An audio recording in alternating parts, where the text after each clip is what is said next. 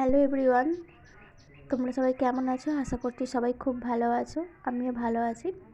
আর আমি এখন রেডি হচ্ছি, কারণ আমি যাব মামার বাড়ি।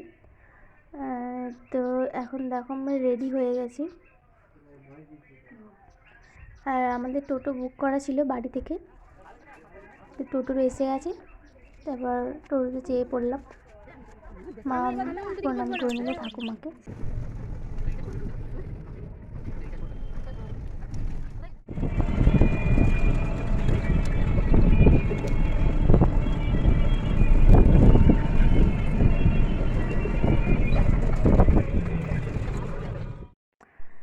এই চলে এলাম মামার বাড়ি। টোটো থেকে নামছি, মা দেখাচ্ছে ওইখানেই আমাদের বাড়ি।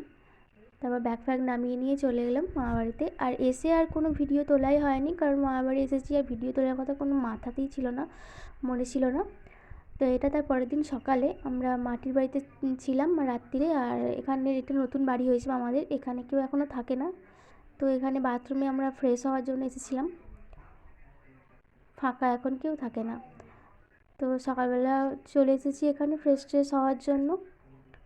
সকালবেলা স্নান টান করে মা ছাদেতে দিচ্ছিলো কাপড় জামা শোকাতে।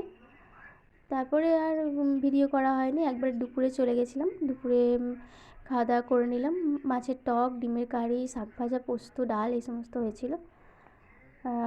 তারপর সন্ধ্যাবেলায় আমি একটু রেডি হচ্ছিলাম, আর কোথায় যাচ্ছি সেটা দেখার জন্য নেক্সট ভিডিও দেখতে হবে।